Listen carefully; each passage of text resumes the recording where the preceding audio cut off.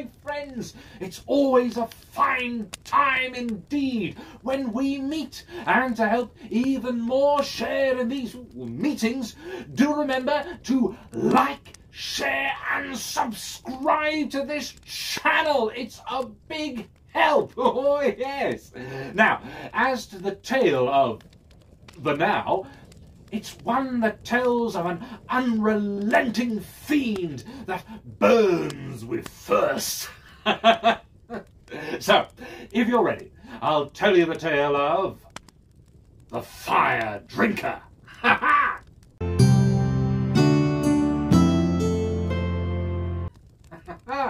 Now, once an age ago, on our Elven Isle, there was a most deadly fiend that would stalk through the darkest and coldest nights. Though the death it dealt was not that of shredding claws, or slicing fangs, or even crushing fists, but from what it would take from your home. For if your eyes did fall to sleep and leave your fire unwatched, in the fiend would creep, and upon your fire it would drink, leaving you to be taken by the cold. By its crimes was the fiend given the name, the Fire Drinker.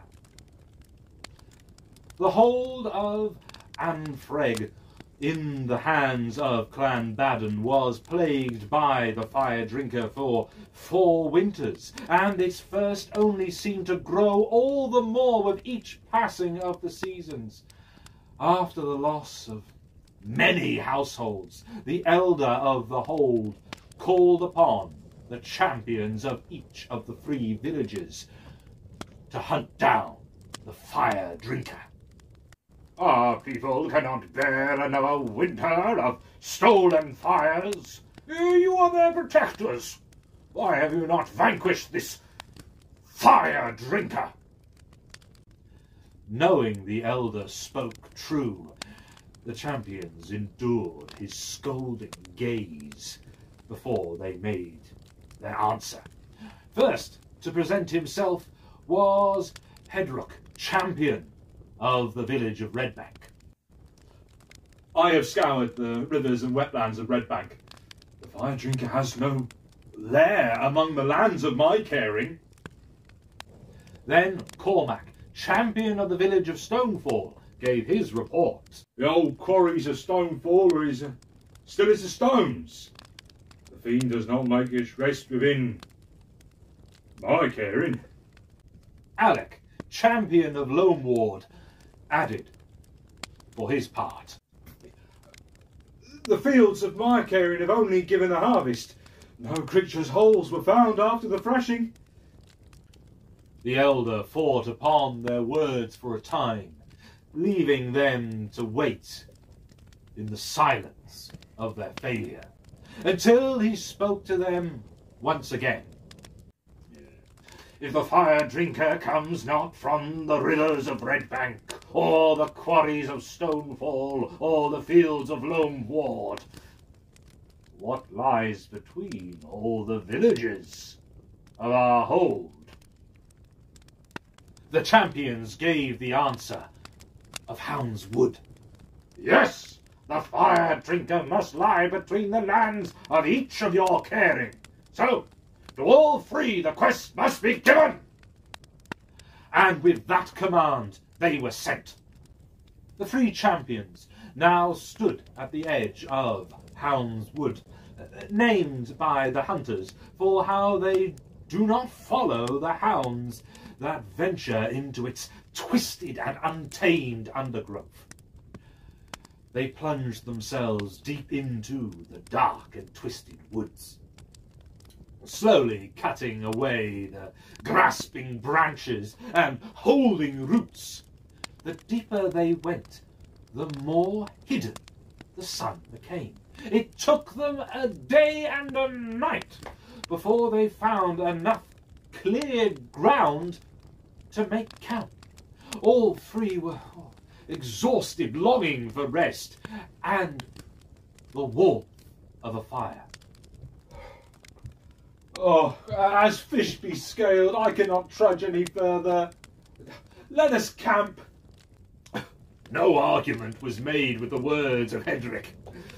So they made their camp. But as they set to light the fire, they looked to each other with questioning eyes.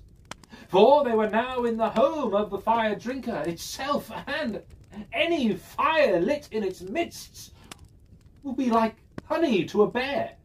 And of course, for being of Clan Bannon, each wanted the singular glory of being the one to bring an end to the fire drinker. Not wishing to waste their strength upon the quarrel, they drew lots from among the fire's kindling. Alec drew the longest measure, so once the fire was lit, he took himself off to hide among the bushes as the others slept. From his concealed spot he made his watch, never taking his eyes from the dancing fire. But as the hours of the night made their march, his eyes grew heavy, ever so heavy. The crow was the waking bell for the cold and shivering Cormac and Hedrick. But as they looked to the fire, they did not see Alec standing triumphant over the vanquished fire drinker. All they saw were the darkened ashes of the fire drinker's meal. Alec, you fool, wake up. You failed this night. They set to searching the hound's wood throughout the hours of the day, but no sign or sight did they find of the fire drinker. So to their camp did they rest once again. It was Hedrick who took his turn that night. From a hidden vantage did he make his watch, never taking his eyes from the entrancing fire. But as the hours of the night made their march, his eyes grew heavy, ever so heavy. The raven was the waking bell for the cold and shivering Alec and Cormac. But as they looked again to the fire, they did not see Hedrick standing triumphant over the vanquished fire drinker. All they saw were the smouldering embers of the fire drinker's meal. Hedrick, wait to your shame. The fiend has undone you. And again they set to searching the hound's wood that day, but no glimpse or trace was to be found of the fire drinker. So to their camp did they rest that night. It was Cormac who took his turn. From a covered spot did he make his watch, never taking his eyes from the glowing fire. But as the hours of the night made their march, his eyes grew heavy, ever so heavy. The rook was the waking bell for the cold and shivering Hedrick and Alec. But as they looked to the fire, they did not see Cormac standing triumphant over the vanquished fire drinker. All they saw were the fading char of the fire drinker's meal. Cormac, your slumber is beating you. Awake. The champions sat around their stolen fire, each in silent defeat, until a plan rose from the lips of Alec. Oh, what fools we three have been! We have been hunting by the rules of our quarry! What if we set when the fiend is to find its drink, and not be left to the waiting? And how do we set the time of its drinking? We build our fire so high and full that it will make haste from its hole, so unable to resist that no care will it have to us awake or not. Cormac and Hedrick saw the wisdom of Alec's plan, and all set not to the searching of the hound's wood for the fire drinker, but for all the firewood it had to offer. With their bonfire built and raging, they knew that the fire drinker would not be far off, and as the clearing filled with smoke, they readied themselves for the fight. The air around them suddenly grew colder, and out from the shadows and the swirls of smoke, there finally emerged the dark, monstrous figure of the fire drinker. Its frame was skinny and gaunt, its skin was cracked and scaled. From its very self, a cloud of coal seeped, and from its mouth dripped shards of ice. The fire drinker gave not its eyes to any, but the flickering flames of the fire as it stalked hungrily forward. Alec and Cormac, seeing their moment, went to strike, but Hedrick held them back. The free champions stayed their blades, for none had ever seen the drinking of a fire before.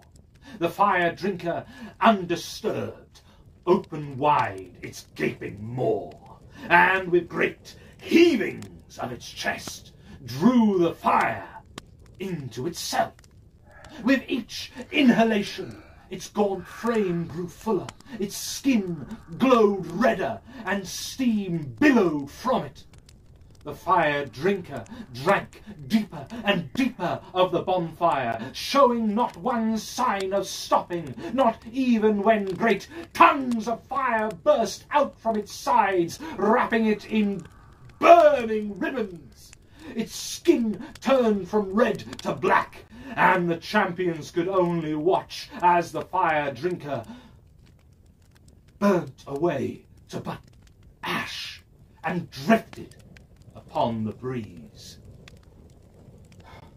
Having witnessed the unquenchable thirst of the fire drinker drive it to be consumed by flames bigger than it could hold, the free champions travelled back to their villages, and each winter they would build a great bonfire in the village centre to burn bright throughout the season, and never have any fire drinkers plague this isle again, as this practice did spread from hole to hole. Well, that fire drinker drank more than it could swallow, eh? Didn't it? Yes. And as I think I've said before, if only those champions had thought to work together before thinking of their own personal glory, they would have completed their quest much sooner. And of course, I think we should work together, yes, to make some new legendary tales. So, if you have any ideas or stories, do email me at bard.elven.tales@gmail.com. Oh, with your elder, of course. And I'll make them into a video, just like this one. And I'll take them back to Avalon to share with the rest of the elven folk. Yes. Oh, and do remember to like, share and subscribe to this channel to spread these tales far indeed. And I'll see you soon for more Bard Elven Tales.